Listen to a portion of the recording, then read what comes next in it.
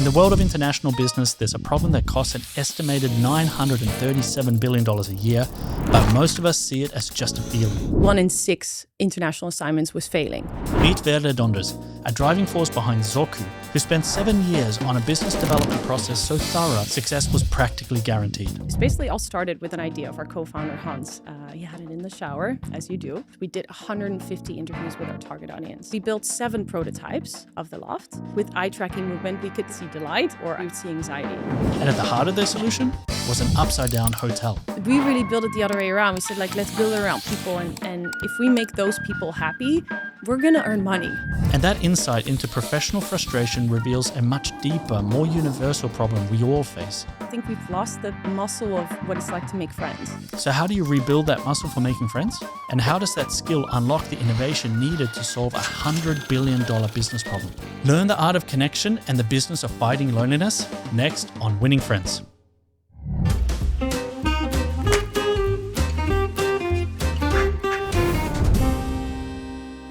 Welcome to Winning Friends, a podcast where we find friends among the most inspiring and business-minded people across the world to chat and learn how to build success directly from them.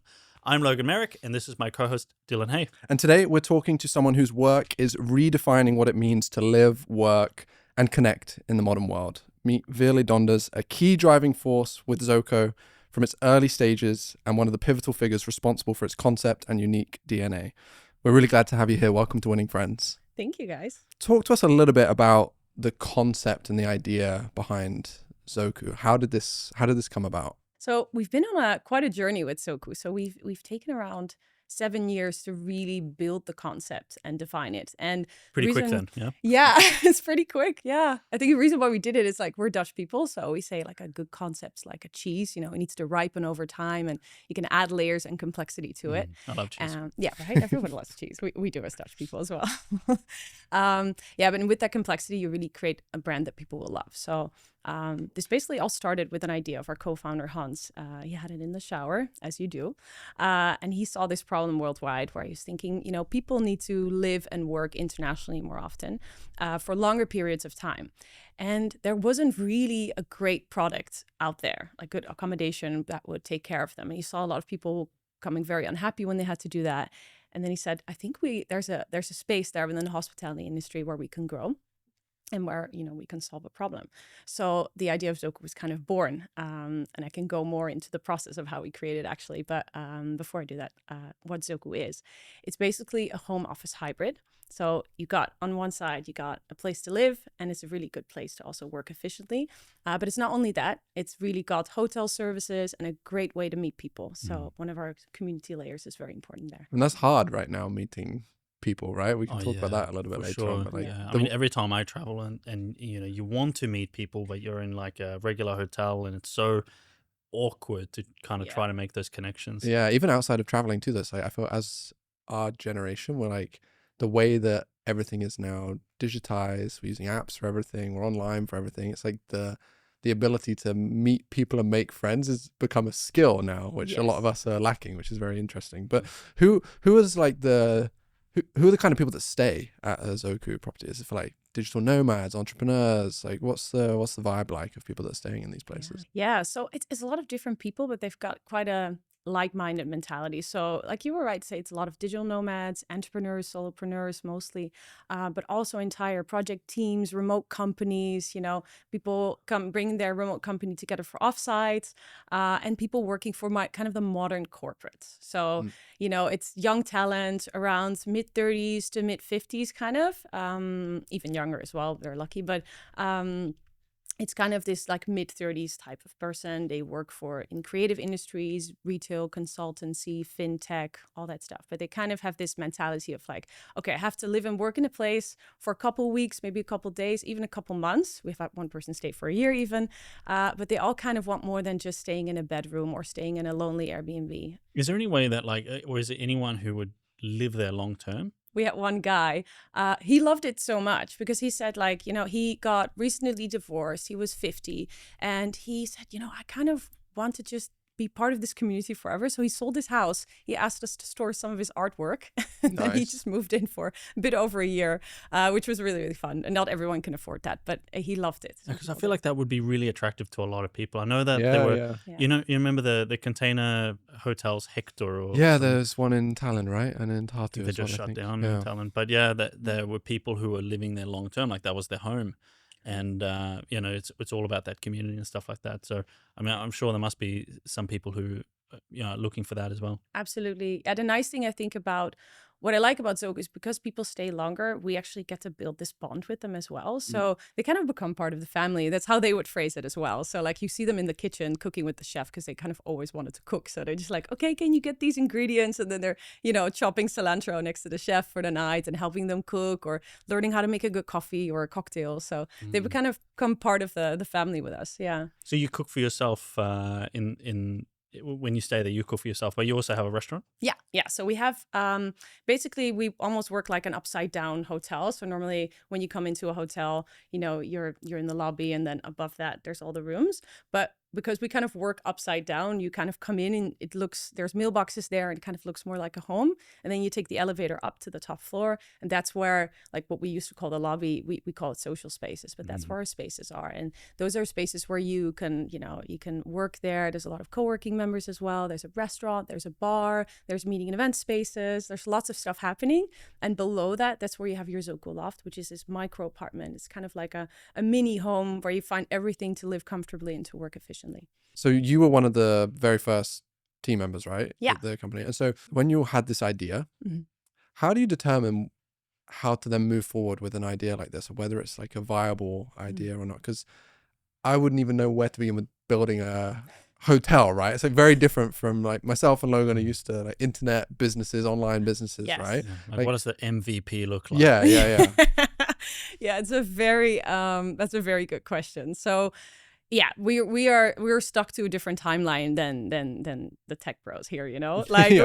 we have to struggle with you know other industries like real estate, which are a lot slower. There's a lot heavier investments that come with hotels. So yeah, we started with this idea on paper, but then we really tried to validate it, and that's why we took 7 years. So when our co-founder Hans had this initial idea, he first actually started to live as the target audience himself. So he put himself into their shoes. He said, I'm going to like do method acting plus. I'm gonna go for 6 months on, you know, around the world. I'm gonna do 2 months in Washington, 2 months in Bali, and 2 months in Buenos Aires, and I'm gonna keep my business afloat online. So that was the Skype days and the slow internet days. So that wasn't very easy, but the rest was quite fun. I mean, you know, 6 months of traveling, and that sounds pretty good. Proper But dedication, though. Oh isn't yeah, it? that's like very very much dedication. He got to know a lot of the frustrations that come with, you know, being abroad or being a remote company or being an entrepreneur and going somewhere to like work for a period of time. So after he kind of got those frustrations, we did 150 interviews with our target audience. So we basically interviewed travel managers, expat managers, HR managers for the bigger companies, but a lot of solopreneurs as well, and small entrepreneurial teams. And we kind of got their frustrations, because usually if you ask people like, what do you want? They can't really tell you, but they can tell you their Right. frustrations. Right. So we learned a lot from that. And then with those frustrations, that's when we kind of, you know, we looked at the world and what was happening. You know, talent was becoming more mobile and flexible. And they, you know, if you had asked maybe 30 years ago in a classroom, would you work and live internationally? Not a lot of people would raise their hand, but now I think everyone, I mean, look at us. Yeah. Right? Yeah. Everyone, we're not even Estonian. So we're sitting here and everyone wants to live and work internationally. So that we saw that grow. We also saw a lot of these like expat contracts for bigger companies go down after the recession in 2008. And we saw short-term travel, like short-term assignments go up. And what that meant was that, you know, back in the day, it was really easy for a company to say like, hey, I'm going to send you, your wife, your kids, your dog to Amsterdam for 3 years, and you're going to work there for a company, and then we're going to send you back maybe. And now it became too expensive in the recession. So what they would do is they were like, okay, you know what? You can leave your dog and your kids and your wife at home, but I'm just going to put you here for 6 months. And you'd be really unhappy Because what we talked about, right? Like, oh, lonely, and you're in your bedroom and like ordered the room service menu 5 times. So that's kind of where we saw this thing happening. And those expat and travel managers, they were dealing with a real problem. They basically said like, we send these people for 6 weeks in the city and we know they're going to be super lonely and super unhappy. So, they actually were the ones having dinner with them every week to make sure they were okay. But actually 1 in 6 international assignments was failing. So that actually also cost the company a lot of money, right? Yeah. So we knew we were like, okay, if we can solve this problem, we actually have something that could, carry some weight. Oh wow! So it's like it's an actual business problem. That loneliness factor has a big impact on the success of those projects. I never really even thought of it like that. I just kind of boiled it down to emotions, Yeah. Well, it's interesting how I guess the loneliness problem became even more relevant with COVID. I think we've all experienced, a certain degree of loneliness there. But I think, at least for me, what it really sparked was like, we have more of a reason for existence now more than ever. And with AI, and we were talking about devices, everyone's more on their device. I even see it during lunchtime. Have you noticed? People like more on their phone than actually interacting together. I think we've lost the muscle of what it's like to make friends. Yeah, I feel like my closest friends now are on LinkedIn. That's a worry, isn't it? Yeah. It's a problem. And it's like the story that you've shared so far is really highlighting this concept like of our podcast of like winning friends, making friends, getting to know people. And I feel like with a lot of hotels, I don't know much about the industry, but I've never really heard too much of hotels like putting these people and connections first, right? It's more so like we have a space, we have nice rooms, it's in a good location or whatever. Like is there this is a question that I had like thought about before this podcast. How much do you know of like super interesting relationships that have either started as a result of people meeting at one of your spaces, or like, do you have any cool stories like this? Yeah, I've got like, I want to write a book about it. Okay, nice. Point. Yeah, like, this is a good idea. So many. And then we can put the book like up here behind Logan for the next one. How to win friends. No. So what I said earlier, it really is true that in a normal hotel, if you stay 1 night, you don't really need to make friends, right? Like you're just busy. Like me, like I stayed 1 night at a hotel in Tallinn, and like I There's don't no need point friends. like meeting anybody, right? No, you're not going to meet anyone. Yeah. No, maybe. No, and so I think it's more about the longer that you stay, it's kind of that certain things starts nagging at you, and that's what we got from all this research as well. People said like, you start to feel lonely, you miss your mom's cooking, you miss your dog, you miss your friends, you miss inspiration.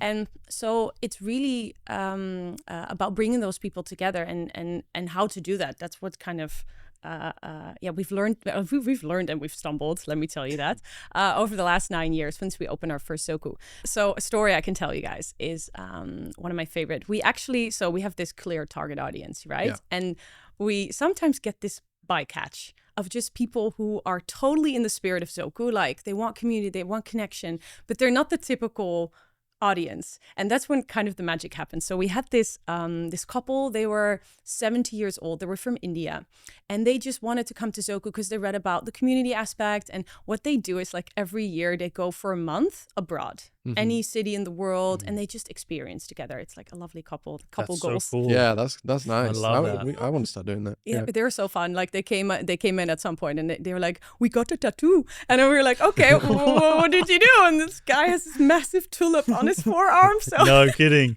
But it's At like 70 years old. 70 years old, What like a that's living the fucking life. badass. But we all just loved them because, they were asking us like, where can we smoke pot? Where can we watch the tulip fields? Where can we, do all this Just like living. fun living stuff? And so we all became friends. And then this guy is like, he was bragging about his wife's chapatis, which are really nice Indian food.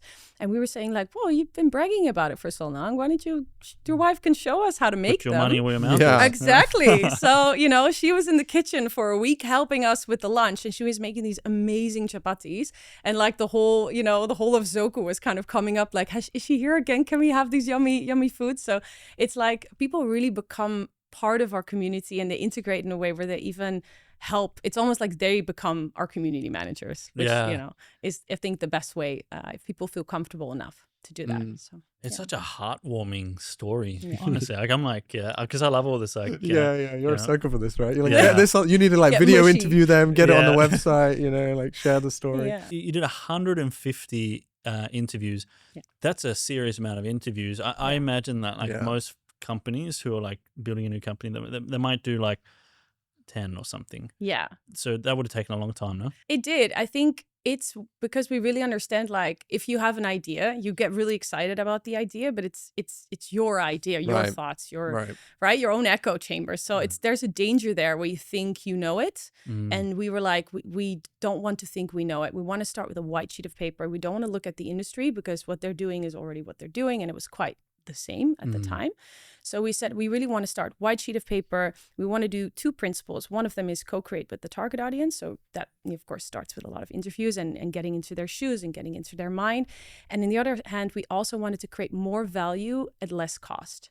So that was very important for us, because if you want to make a smart business model, then, it's very easy to add more value, but it's harder to take away costs. So those 2 principles really gave us a lot to think about. And then those interviews, I would say, it took around a year to really complete. A whole year of interviewing. I mean, that discipline of like, we don't want to get like in our own bubble. Yeah. That's incredible. I don't know. It was fun. I don't think I've heard anyone pull that off in such a, I don't know, dedicated way. You know, it just feels like the way that you've approached this, you guys have approached this, is just a commitment to the, I don't know, even like the process. You know? Yes. Yeah. We love the process. We really do. Yeah. And like, because I think a lot of entrepreneurs, people starting business, new to business, we all know that kind of obvious thing to do at the beginning of something new is to speak to the people that you're trying to solve a pain point for, right? Or be that person. Because you said about becoming a nomad for 6 months or whatever else. It's like, if you think about your business, I think about my business, like, okay, I run an advertising agency for software companies. I worked as a marketer and a growth person at software companies. So I kind of understood that already. When we build a website for a client, we do interviews with their target audience or whatever, right? You probably have similar stories, like, okay, you ran e-com business, help people hiring in e-com, right? But like, so I think a lot of people know that, but they then struggle with, once I've done those interviews or once I've learned this, what do you actually do next with that information? You know? Because I know there's a bunch of cool things that you've done to figure out what to do next and how to build the spaces and all this kind of stuff. But like, let's say that was before ChatGPT. Yeah, exactly. It's like before you had this. So let's like rewind to when let's say you've done 100 of these interviews and you're like, okay, it's very clear. These are the pain points or the frustrations or the problems. What do you actually do next from that point? 100,000 entrepreneurs can't be wrong. The Winning Friends podcast is brought to you by eResidency of Estonia. Because you didn't start your business to drown in paperwork, and Estonia gets it. That's why they built eResidency, a government-backed digital ID that lets you run your entire company online. Set up an EU company in just 18 minutes, manage everything online with no travel required, and access the world's most advanced digital nation. Just visit eresident.gov.ee. Details in the description below. Yeah, it's a really fun process, and I can tell you how we did it. And I think for each and every person, there will be things to take from it. And of course, we were building a physical space instead of a product, but I still really believe in our approach. So what we did, we got the frustrations and we really got to know our target audience, right? We built some profiles. So of course, there's different types of people, right? Like an international entrepreneur, someone else, then, someone who works for corporate, or an entire project team that comes and is working for a remote company. So we had different profiles. And this is where we created an experience map. So an experience map was basically, we take you through a guest experience. And that is the moment you come into touch with our brands, from like, you see it online, you end up booking and then staying, all the way to, checkout and aftercare. And we really map out all those touch points. And this could also be, if you're, creating a product, could be the sales process and stuff. And we really looked per profile, how can we really in their minds create the most amazing ultimate experience. And there was of course a lot of overlap because we picked our target audience and their same frustration correctly. So we created this guest experience, and this experience map is basically like a visual representation of that journey that someone takes through Zoku, with images, sketches from their architect concrete, and basically that visualized the whole process. So with that, we had something to go off. then we started developing our first prototypes of our Zoku loft. And a Zoku loft is that smart micro apartment. And the fun thing there was like, we didn't have the money yet to build like a full size prototype. And we also didn't want to because we like testing. So the rapid testing hotel style is a little bit different, but we did kind of sort of rapid test it. We created these like tiny models of the loft, like little wooden models. And we brought them to corporates and we said, hey guys, would you let your talent stay here? And how much would you pay? And that was us trying to validate basically like, you know, does this have merit? And we did this every step of the way. So we had these models. We actually got a lot of great feedback. We got testimonials from those corporates. And then with that, we actually said, okay, we have enough to go on. Let's build a life-size model. So we didn't build it like from the perfect material yet. We just cheap wood material. Let's just build the spatiality, like the spatial experience. And we invited, again, so many people from the target audience. We did it actually with 290 people overall. So we did pizza and beer sessions. We sent a bus to booking.com and asked their talent to come over and have pizza and beer with us and just test bounce the bed and tell them what they think. This is maybe a very stupid question, but like when you say you made like a life-size prototype, is that just like a room set up in like an office or in like a web? Like what does that look like? You know? Yeah, no, it was very MacGyver. So it was an abandoned office, and then afterwards we moved it to an abandoned school building. So we had like high ceilings, we got the space, we had curtains for walls. You know, it was very like MVP kind of style. So they go in there and they're like, oh my god, this is terrifying. Where am I? Yeah, honestly, it was such a funny setting, you know. So we tried to inside of it create this really cozy, pizza and beer sessions or coffee with them. And but it spoke to the imagination. And we especially asked people like, for example, Pascal, who worked for Microsoft and lived in like 45 different countries over the last 10 years, like crazy amount. And he was like, guys, it's all great what you think about, but the room is 25 square meters. And he said, all I need is space. I'm not going to stay in 25 square meters. So we're like, Pascal, you come with us, we want to see what you think. So we really invited the Criticasters and they just told us what they thought. And then we were like, okay, we get design feedback and we iterate. And in the end, we built 7 prototypes of the loft. And the last one was, of course, fully styled. Everything worked. We had one where the water didn't work, so people could sleep, but then they had to shower in the gym next door, stuff like that, So they were staying there for a few nights? To test it. Well, just one night, yeah. Okay. The shower was definitely a problem. But yeah, just to feel it. And of course, us as well. And the last prototype was actually in the building, the first Zoku building in Amsterdam. That one fully worked. And it was, at the time, it was like these asbestos signs everywhere. And it was like very creepy. If we brought people there, they always thought like, are you going to murder me? Like plastic sheets hanging on the walls and stuff. It depends on your feedback. Yeah. Exactly. Yeah. We put you in the closet. Yeah. But no, and that was actually really fun because then people could really give us the last feedback. But I'm talking in the end over like 3,000 comments. Wow. And yeah, and we weren't done. That was the last little bit where we're like, we can squeeze this a bit more. So we got this, we're perfectionists. We squeezed it a bit more. We got this like really cool professor who is testing mobile EEG scanning equipment that you can put on your head. And he could, at the time, now he can do a lot more, but he could test for 2 emotions, anxiety and delight. And we could, like with eye tracking movement, we could let people walk into the loft with this EEG scanner on and kind of go around, interact with the space. And then if they liked something, we would see delight. And if they were like, I don't get it, or I can't do something, it doesn't work, we would see anxiety. What was something that would make someone anxious? Yeah, so really interesting enough, so we have this fold out staircase that kind of saves space, and it's the first thing that people do. They run into the loft, they're like, oh cool, a staircase, I can pull it out. They loved it. So they pull out the staircase, they go up the stairs, and they want to go into the bed, but we have this slat screen that folded to the side like a harmonica, but the hinges are in the middle, and people would go like this and they're like, it's not working. So we would see like this needle go, anxiety.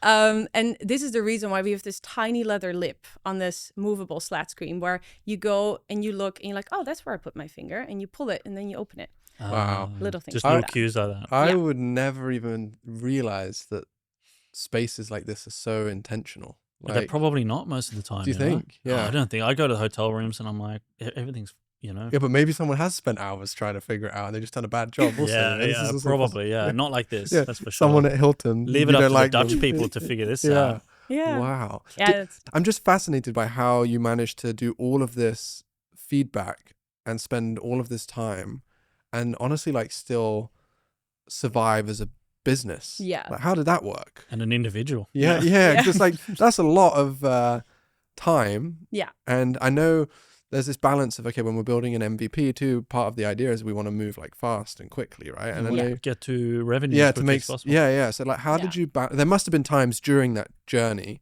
where there was some stress caused by like, oh, what if we cared a little bit less about our audience and moved a little bit faster, you know? Or like, what if we didn't do these ECG scans of people coming Commitment ever waver. Yeah. I'm curious about that. Actually, it didn't. No? But I'm really honestly, hand to my heart saying this, because it was something that we really felt we were creating a new category in the hotel industry. And it was something that didn't exist at the time, and it had to exist.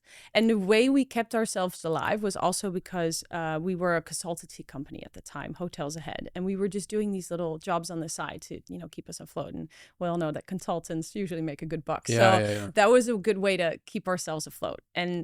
But we just we were like, we really want to make the best thing. And we just knew, because we did so much testing, when we opened, we just knew it was going to work. Everyone was like, are you nervous? No. You can't be when you've had this much feedback on something, right? Yeah. That's super interesting. Like, can you imagine spending this much time on... No.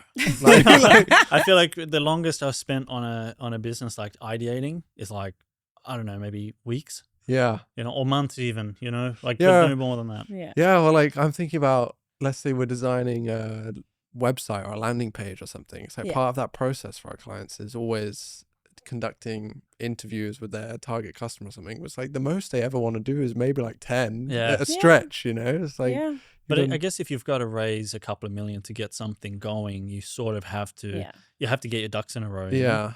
Especially if it's like completely unvalidated. Absolutely. It was, no track record yet. It's something new. So building the right storytelling around this concept to sell it also to investors is very important. Right. And it still is to this day for us. It's not like we stopped validating. So we still, when we open a new Zoku, or when we did just refurbished Amsterdam, and we have gathered so much feedback, and it's like the design brief will always be based on all that feedback, and we always keep talking to our customer. And I think it's one thing to start with a lot of interviews and really get to know your customer, but in the end it's also a thing where you have to keep this up, this conversation, because it changes, especially after COVID. People's needs have changes. People have gotten even more awkward about making connections, so we have to work even harder to get them upstairs and really get them to participate. So yeah, and let's talk about that a little bit. Like the people have changed, you're right. Like, it's harder. Well, we say it's harder. For a lot of people, it's harder to make friends, make connections now. Yeah. Like, you're consciously creating a space to facilitate that and make that easier for people, right? Yeah. But in practice, what does that actually look like? Like, how do we do this for each other? How do we make it easier to make friends? Yeah, it's really, I would say, a combination of three things. So, and you can pick and choose, if you don't have a physical space, pick and choose from my story what you want. But for me, it definitely starts with the power of place. So Zoku, like I said, it's kind of an upside down hotel. So you don't have the lobby at the ground floor, but you got social spaces on the top. And this creates like a bubble effect where it's like safe to leave your laptop and, ask the person next to you, like, hey, I'm just going to the bathroom. Can you watch my laptop? I mean, most people don't even ask because they know it's safe. So it creates a sense of safety. Like, because if it's in the lobby, then anyone can walk in, right? Yeah, it feels a little bit less safe. And this is also just through trial and error that we realize, like, oh, this actually really helps to create this we're in it together kind of effect. And then we also really designed the place for intentional connection. So like effortlessly kind of bump into people. So there's a lot of thought about, like, for example, make the hallways narrow. Get them to like really rub up against each other. No, it's really like we have all of these long tables, long communal tables where people, they can work there or they can have dinner there. And there's a very intentional thought behind how wide they are. And we have to keep thinking every culture is different. So every location has it a little bit different, but we try to make them wide enough for you to be comfortable to sit across from each other, but narrow enough to be like, hey, when you kind of sit down, right? And we have little toolboxes with tools like on these tables, and like you can ask someone like, hey, can I have a pen from the toolbox? That's little little micro connections that you make that later on actually will give you some merit when you join one of our events or one of our rituals, which I'll get to next. But another thing design-wise that we did is that in a lot of hotels, there's a lot of back of house, we call it, and front of house. So back of house as a guest is everything you don't see. We kind of got rid of that as much as we could. So there's like a couple of tiny spaces that are back of house, but for the rest, you can just join us, like stand next to our chef. You can walk through the bar. So it's like an open plan design. It's also, when you come into the space, it's all open plan. So you don't get that nervous, when you're new in a space, like you don't know where your friends are and you kind of like, that feeling. So we took that away because it's all quite transparent. You get an overview of either race. So you feel comfortable and safe to connect. So that's just on the design and the place. But number 2 is really the people. So the people we hire are kind of the main. I mean, people say, oh, this is Veerle, she's Zoku. So that actually, now I'm going to sound really arrogant because I'm going to talk about the amazing people that we hired. So not me, but the people that we hired are really the main thing that we look for is that they're people, they're so exciting that you want to meet, you want all your friends to meet them. You want to introduce them to everyone because they're awesome. Like they feel like a friend. Yeah, casual, they're engaging, they're curious, So the people that work at Zoku, we call them our sidekicks. And we also have a community manager per property. Did you say sidekicks or sidekicks? Yeah. Sidekicks Sidekicks. are pretty cool too, yeah. That's a good they all walk concept. around with a crystal ball or something exactly. like that. That's the next hotel, yeah? Next one, next level. That's a level up right there. How do you find people like that? What does that look like? To be honest, it's been easier for us than the traditional hotels because we are doing something cool that people actually engage with and they believe in it, right? So we're also a B Corp, so we have like high certification on sustainability, but also social responsibility. And young generations, they really resonate with that. So they just come to us and they're like, I want to work for Zoku because I really like the concept and I love the idea of having more of a connections. People that work in the hospitality industry are kind of done with just doing check-ins and check-outs. And, I did a check-in yesterday and this poor girl, she just looked, I was her 100th check-in. And she just asked me the standard question of like, how was your flight? And I was like, you don't care how my flight was, you poor thing. You're made to do this. So actually, they come to us. We really have a tough selection process and we have a very intense, called boot camp, but like really integrate them into the Zoku spirit. Yeah, it's almost like a cult. Integrate, maggot. I was going to ask whether or not like part of the process is everyone has to stay at a property for a while, or like how that works too. Absolutely. You'd have to, right? Yeah, we have to immerse them completely. So we want to first show them how we want them to treat people. So we have to treat them first like we want, So they stay at Zoku. We call it a beta night. So they kind of like have a little beta stay. They can give us feedback as well, which is often quite good. So then we already know like we got a winner here. And then we train them. And what we train them on is I just said like, how was your flight? That's one of those standards, like, oh, are you excited about whatever the city? Like, oh, my flight was just so great. Yeah. The best flight I've ever had. Yeah, Airplane I can't wait to go back. Exactly. Can't wait to go again. No, but like getting away from these standard questions because they don't feel genuine to us when we're checking in. So we actually train them on golden questions. And these are questions that they can ask because they're curious. And like, so if I'm a foodie, I will be like, hey, are you looking to get, any exciting dinner spots this weekend? Like I have a lot of tips if you want to. And it's kind of an opening. Value-driven question. Exactly. Yeah. Because I would be like, yes, give me the best right? suggestions. And it's nice because if I'm a sidekick, it gets me excited because if I'm a foodie too. If you're a sidekick, did you say? Sidekick. Yeah, I really have to work on my pronunciation here. But yeah, our sidekicks, they love to, give their own tips or, if they're into music, they're like, I have some really good tips for jazz bars if you're interested. Those kind of things are really important. And they get excited about asking these questions and then you will get excited like, oh, I had such a nice check-in, Do you think that's an easier way to make friends and connections is just by asking better questions? Yes. Yeah. Yes. For sure, It's like, I feel that's even a pretty significant skill to learn. It's like how to ask guiding questions. Because we've spoken before about like, I hate networking events, right? Yes. Because it's like the classic, someone comes up to you, if they do talk to you or if you do talk to them, it's just always, how are you? What do you do? Yeah, right? What are you here for? Yeah. Right? Sounds like a prison. Yeah. And it's like you compare you compare that conversation to like even just changing one question like you just shared and it immediately is a completely different environment that's created. Do you know what I feel like? I feel like the gold in what you just shared is the same as when you are networking, which is to actually be interested in the other person. So you're coming from a personal interest, and you're therefore asking questions that you actually want to know the answer to. Yes. Not just something that you've been trained like, oh, how's the weather today? You know? Yeah, it's boring. And I think people are over boring. And I think we just need to make a bit more effort. Yeah. More boring, please. Yeah. More boring, please. No, but it's like every network drinks. It's like, oh, so what do you do? Right? Yeah. That's the go-to question. But I feel like that's because people don't know what else to say. I think And because it's the environment too. It's like Yeah. if you're going to a networking event, most people just feel like that's the thing to do. And that's why I won't go to them. It's like, that's why if I go to an event personally, I only go to an event where it's like, it's a very specific kind of event. Like I know the kind of people that are going to be there. You don't have to ask them what they do. Yeah, well, it's like we know why you're here already, right? So Yeah. I feel like some of that comes from like closed room networking. Right. I feel like some of it just comes from us following these like stereotypes and rules of it's a networking event, I have to ask this or go like this. What's your go-to question when you're networking? I feel like you'd be excellent at networking.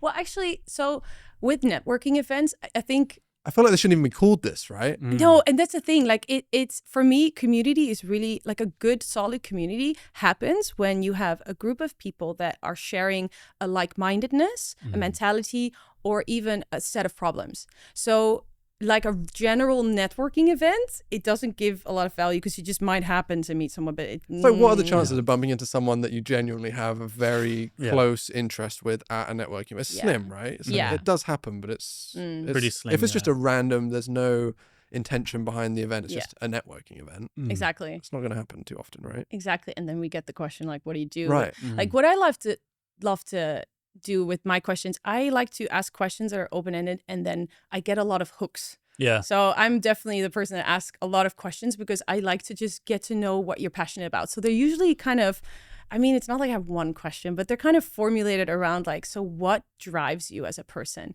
And if I get that, that's where I get excited because I'm passionate about my work, but I'm sure you're passionate about your work. So I try to get like into what is it actually that drives you other than just like, what do you do? Well, like that's like the intention. It's like I'm interested in what makes you tick, but I might not come up, hey, my name's Logan. What drives you? You know? Yeah. No, fair enough. What's your leading question? Like, how do you get started? Because I'm so awkward with these types of things. Hey, what brings you here? Yeah. Because often you will just give people hooks and then we can get into what I find interesting because I'll just keep prodding at you with my questions. But like, it's also like how I make connections at Zoku is usually I ask people like, so what brings you here? And they work for this cool company or they have a cool event or they just had a bad day and they want to meet some people. And like, okay, then I know what you need. I know what you want. Like, but why do you come here to meet people? Well, I think the active listening piece is almost more important than the questioning, right? It's like you can ask all the best questions, but if you don't truly hear the answers, then you can't have any decent follow-up off the back of this. If you're not interested in a person, if you can tell when someone's not really interested and they're just asking like random questions, you know? It doesn't feel like genuine or it's like, why am I talking to you? Yeah. We're not friends because when you're actually showing an interest in another person, you start to feel a bond. You know? And I bet you, for you, I know I get this sometimes, but like because you ask out of a genuine interest, it's very easy for you to make friends. Yeah, it is, but it's also interestingly enough, like I do notice it's becoming harder as an adult because like you have to make the effort, but you have to sort of. Then so we have a good connection, right? I add you guys on LinkedIn. Best friends. I know. Yeah, your best friends are on LinkedIn. So I mean now you're best friend, right? And then what? So I do notice that there's almost because tech is kind of like we used to just be like, okay, this was such a I had some great time with you guys. Can I have your number and like let's meet up for coffee someday? But we sort of forget about this follow-up. Yeah. And then we're like, we'll do it via LinkedIn because it's less awkward. But it makes the step to actually follow up on becoming friends like a harder. Yeah. So that's you kind of get buried in LinkedIn. Yeah. Well, even not just LinkedIn too. It's like follow up in general. I feel like now people don't follow through with their. Do you know what I mean? It's like people always say, "Oh, let's do this or let's do this." It's like, what's the point if you're never gonna follow through? Yeah. That frustrates me. Yeah. If you say you're gonna do something, just do it. It's not that difficult. But I'm curious. Like, let's say for a entrepreneur, digital nomad, or just anyone like watching this right now who maybe is feeling this loneliness or maybe they are feeling they don't have a community or something like that, what is some practical steps we could maybe even share with them or some ideas Yeah. Like, of course, the obvious one is like maybe just go stay at a Zoku place, right? Yeah, But like Of course. Yeah. outside of it, what can people actually do Yeah. right now, in your opinion? I think it's a great question, and I have some ideas for them as well. So they could go the less active route, or they can be like, I'm gonna, really make this happen for me and my community. So you've got two routes. Like the less active route is like, okay, I want to meet more people. Join a meetup. Check Facebook groups online, but really look at meetups and Facebook groups or even Eventbrite events where, like you said earlier as well, you said, it's nicer when you have a closed community. So you actually know what type of people are going to be there, because that's when you'll meet your friends. Yeah. Like you're not going to meet it at a general network event where, random, well, you might actually, but less of a chance. Let's just say that. Like it will be so much easier for you to connect. Also, we noticed at Zoku as well, like after an event. So if you go to an event where there's a speaker or there's like a panel and it's interesting topic that you are interested in, people that are there are also going to be interested in the same topic. So that's when you, after work, you grab a beer, and then you kind of connect to people way easier on doing that. So my advice, if you don't want to be the one to create that community, is to really like join events, join network groups, join a running club. Like Amsterdam is a running club for marketeers. Running clubs seem to be the new thing. It's a thing. Everyone's doing those. Yeah. And I don't know about it in Amsterdam either, but like paddle right now. Oh yeah, paddle's popping off. Like I went to Huge. a paddle tournament for founders, for example. Really? Yeah, here in Tallinn, yeah. And it's like Great. things like this is pretty easy Did you make any friends? Yeah, I made a couple of friends. I met a guy that runs one of the sushi restaurants here. That was nice. Yeah. Oh. So it's like things like this, I feel like it's a pretty easy step. I think a lot of people will say that it's not easy, but really it is. You just have to get over that hurdle of taking the initial Do you know action. the other thing that I did was, that group that we do the dinners with? Yeah. I started that. And I just said Great. I think I said to like a couple of my friends, I said, let's have a dinner this day. And they were like, yeah, that works for me. And bring a friend. Great. And then next time, and so it just kind of evolved. Now there's like sometimes up to 18 people who turn up to these dinners, and it's actually difficult to get a spot. Well, this actually, you called out one of the principles I love. It's the friends of friends principle, right? Yeah. So if you want to go the active route, which I think you did, it's really interesting where, there's two principles that I love. If you want to start something, you just have to invite 5 people that you think are awesome and ask them to bring a person or 2 people that they think are awesome. Yeah. And you already have a nice group, right? And the other one is, if you want to start something, I think it's Soho House, the private members club, that did it actually really smartly. Every time they open a new Soho House in a new city, they kind of look at the coolest founders or entrepreneurs in that city, and they say like, we want to invite you to become a founding member. Yeah. And you're like, founding member, it sounds awesome. And there's and your other membership cool fee is people. double everybody else's. Yeah, probably. That's how it is normally. Yeah, but they do it smartly. And because they're like, we invited you and some really significant founders, it feels like a scarcity thing. You feel cool and you kind of want to be there because there might be some cool people there, right? Yeah. So you go to that like founders dinner and then you meet people. So it is actually like you don't have to call it a founders member thing, but it is kind of, if you call something special, people do kind of tend to react more. Yeah. So it's like a status thing, isn't it? Yeah, people love that stuff. And I also get that fear over like taking the first step to go to one of these things, but at the same time, you can't be the person that sits there and is like upset that you don't have any friends if you're not willing to take the first step. It's like you can't be sad that you have no friends if you're not going to do anything about it. You have to do something. True. But a good host is the person that takes you by the hand, and like when you go to a birthday party by yourself, like a good host would like at least connect you to one person, and then you can go off from there. And I feel like everybody knows someone like that is a connector of people, and so it's like, even if you are really struggling, maybe you just ask that person that like, hey, is there anyone cool that I can meet that or something like this. Well, even there's a guy, Daniel Priestley. He's a kind of a known I guess influencer or creator or business guy. He went when I remember I watched a podcast. He said when he moved to the UK, to London, he didn't know anyone. And so he reached out to a few people that were friends of friends. Yeah. And he asked them, I'm going to have a dinner on this day. I'd love to bring you along and, bring a friend. So even like that concept, even in a place where you don't know anyone, is amazing for networking. And I think that's even how he catapulted his, launched his network in the UK. Fantastic. Yeah. It's the best way to do it. Pretty smart, I think. Yeah. For sure. I want to come back just really quickly to what you said before, which was about when you were hiring people and how do you find these like really like these gems. Yeah. And because I recruit for a living.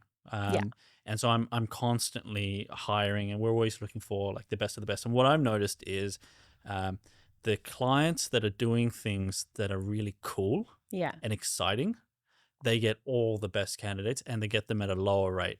Yeah. Whereas someone who's doing something boring or doesn't have a, like a social presence or something like that, they have to pay double just to get the best people. Or on the flip side of that, I would also say you can do something kind of boring, but if the internal environment that you've created is very attractive, because like my business is kind of boring, to be honest. It's super like, boring. Yeah, it's like Can we go on to another It's topic? like running ads for companies. It's like, it's not that exciting, But it's what you do with it. Yeah, it's what we do. And it's like the team environment that we've created. We have 45 people from like 20 different countries or something. It's like that in itself is very attractive for people. And the fact that you're like out there, creating content and sharing about the culture, I think that even in itself is exciting, and people gravitate towards it. And I'm curious to hear your thoughts on it, because it's like, I actually don't think it's that hard to build a great culture at a company. I see so many, when we hire people, I'm sure you see this when you're doing your interviews too, so many people are coming from companies where the culture is like horrendous. Like they super boring. It's like either boring or there's no support or micromanagement. So we had someone that they joined us maybe 4 or 5 years ago now. They've been at their last company for 3 years. In that time, they'd only had one like one-to-one session with their manager in 3 years. It's like things like that. That's insane. It's crazy to me that these things happen. So I feel like the bar is pretty low in a lot of cases, right? So it's like, fair enough. It's like we try and build these like really cool places to work and nice environments, but like what else do you do on that attracting piece? Because it's so sad when you talk about this, because I fully agree. It's sad, but it's like the reality, unfortunately. And it's like if you speak out about these things, people think you're like evil or something. It's crazy. Like I say one thing on LinkedIn about bad hiring practices, and people come at you like it's insanity. It's like it's so weird. Yeah. No, I think you really hit it there, the nail on the head. Is that how you say it? I think building the right culture is key. And for us, it's actually been interesting because we had to build culture. We had to kind of transport our culture to different countries, which is not easy. But we managed to do it with the right leadership. So for me, like having a good leader is really, really important when you want to build culture. Like they need to be the culture. They need to really get it. And then that kind of trickles through the entire organization. So it's very important for us. Like we always do regular rounds to all the properties, and we have this little brand refresher trainings, we call them. But it's kind of when we sprinkle the culture and the whole ideology over them time and time again. So it's a lot of repetition, and it's a lot of rituals. And that's something that for us building communities also, it's so important to have rituals, and not only as a company but also for our guests to connect, because if you have rituals, it's something you can count on. What's a ritual, like, for example? So a ritual, I would say, is a recurring thing that you do or organize. So it could be, for example, when we have to celebrate something, or when we want to celebrate something, there's always, we're hospitality, right? So there's always a bottle of bubbly, and then we have a little skål moment, which is a Swedish skål. word for cheers. Yeah, exactly. And we have a little skål, and we all yell it 3 times. Sounds really silly, but it's such an important thing. We have skål masters, so we have people that actually are the instigator of the skål, of the cheers moment, and that's like it's a thing, and it's an honor. Like you get like a whole sash and stuff, and like when you leave the company, you bestow that honor upon the other person. Oh, wow. So that's like an actual thing you have with you throughout the whole time that you were with the company. Wow. Yeah. That's cool. It's great. I still have my sash. I'm a very proud schoolmaster. Carry it everywhere with you. Everywhere. Like wearing it now. Waving.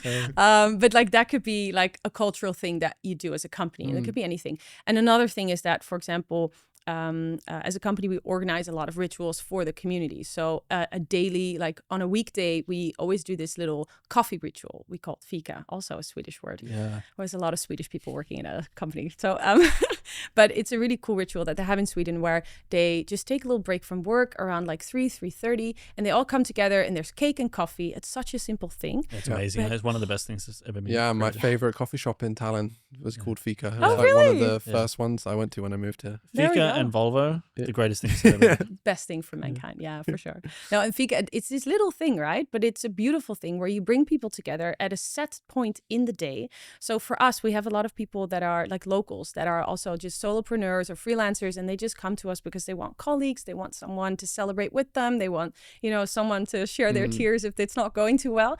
And they all kind of gather around this little beer bar table that we put some cakes on and some coffee and tea. It's very simple, and our community manager actually kind of facilitates the first kind of conversation flow, and then she kind of goes away after a while, and then people kind of entertain themselves. But you have to sort of really actively facilitate this stuff. So it does take work, building community, building culture. Well, you guys know this as well. And as we grow and as we go into different countries, we have to sort of make it a little bit different every time, because French people will just not take it. Like, what's fika? What is this? Yeah. Now they love it. Yeah. So they're proud of their culture. So then we call it something else, or then we, spin it a little bit. So do you have any examples of like rituals that you've tried where you're like, this is a great idea, and it just absolutely bombed? Like no one liked it. Well, it's the funny thing about humans, right? Like we all say we want a pool in a hotel, and then it's there and we never visit it. Yeah. So it's like that principle, right? So we with our co-working community, they were like, yeah, we want to do more like feedback sessions, and we were like, yes, we love feedback sessions. Yeah. So we were like, oh, let's just do like once a month. We call it the OS beta sessions, and they can give feedback, and we can become better as a company from it.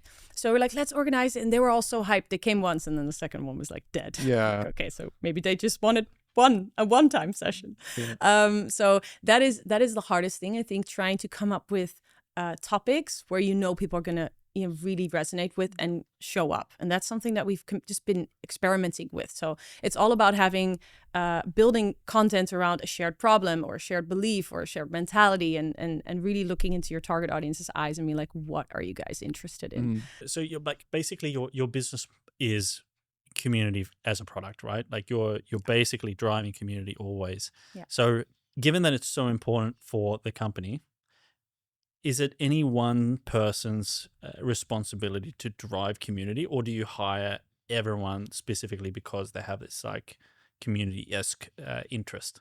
Yeah, I think it's a great question. It's a twofold thing, because we have one community manager per property. So they're the people that are really driving these rituals, driving these events, making sure that all of the people staying longer than 2 weeks, because that's when we notice kind of the interest in community starts to peak. Oh, really? After 2 weeks? After 2 weeks stay. Yeah. Yeah, also came from research. So like before 2 weeks, people are rarely interested. We still ask them, but at 2 weeks and up, they're That's like, when yes. the loneliness hits in. Yeah, Well, 'cause it's also like if you're somewhere for 2 weeks, you know that you're going home pretty soon, right? Yeah. I feel like as well.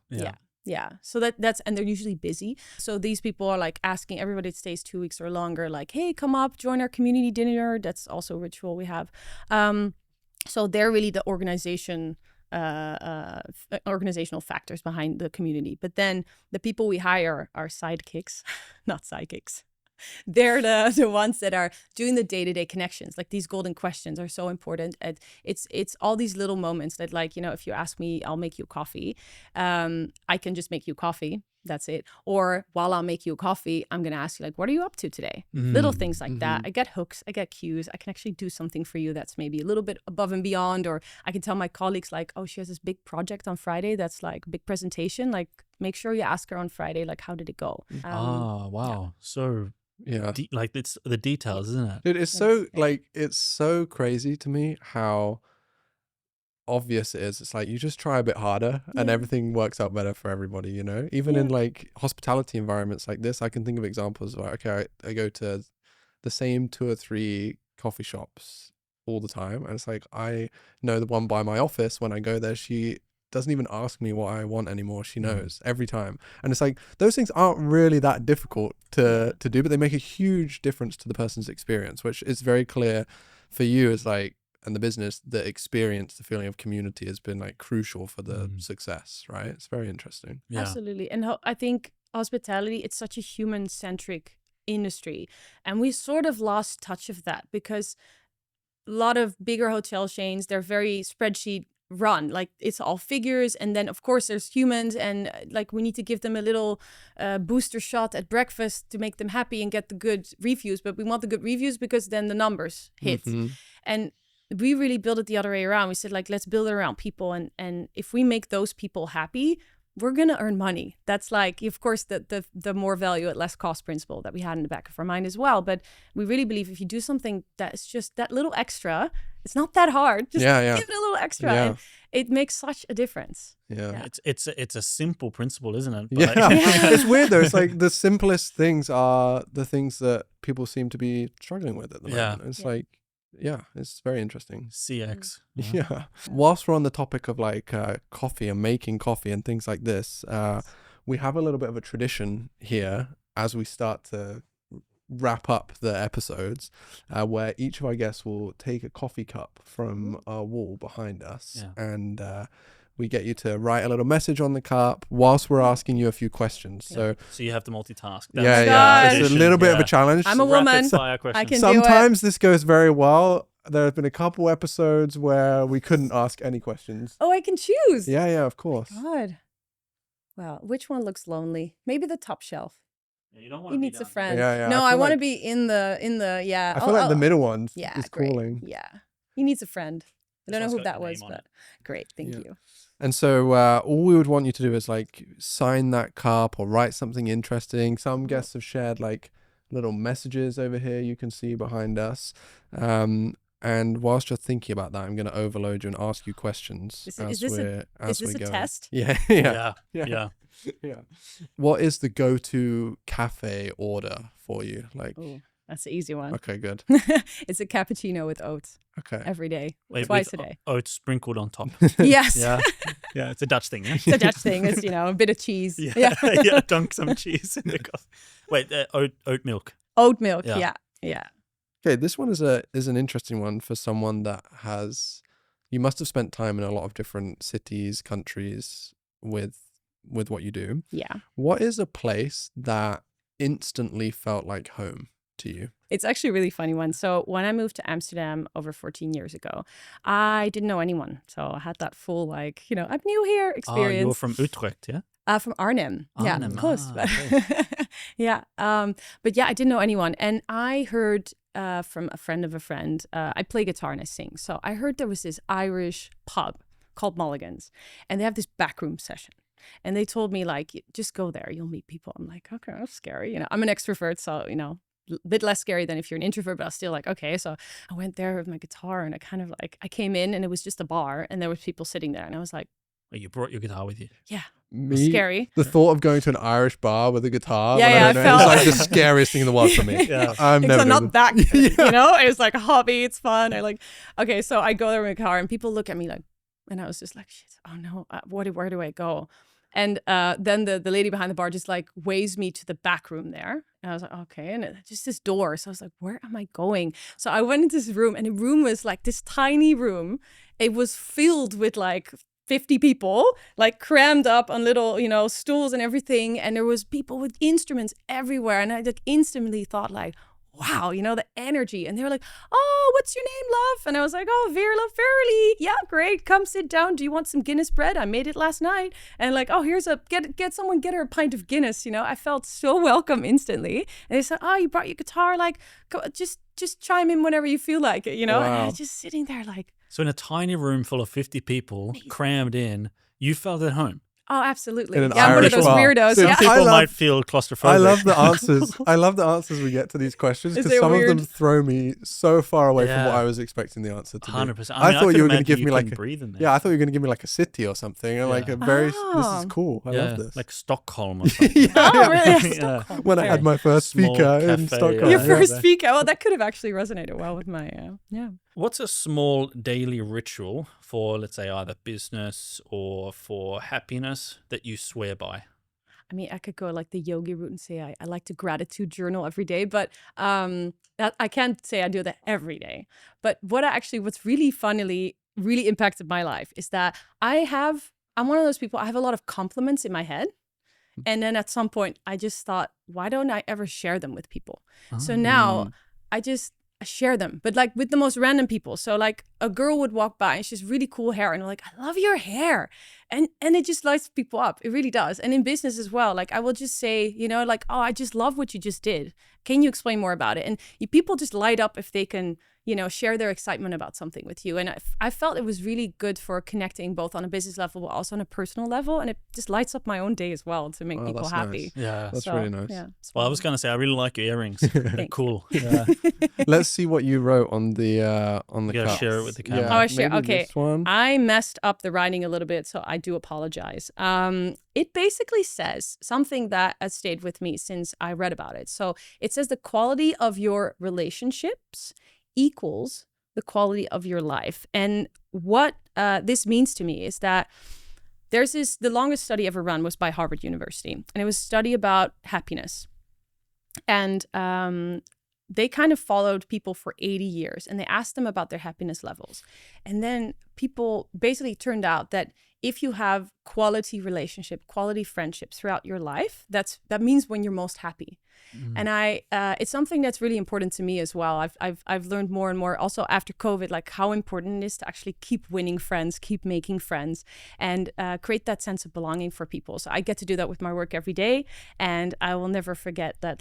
Work is great, but it's also the people you do it with that is really, really important. Yeah. Wow. 100%. I think that is a great place to wrap up this winning friends episode and conversation. 100%. Yeah. So thank you so much for joining us you, today. guys. It's been a really interesting conversation. I've actually learned heaps. Yeah. I love the golden questions thing, especially. Yes. Like I've made a note of that already. So yeah, let's leave it there. This has been a really great episode. Thank you for your time. Thank you for sharing everything today. I'm Dylan. And I'm Logan. And this is the end of another Winning Friends conversation. Make sure you subscribe and check out any of the other episodes that we release wherever you listen and watch your podcasts.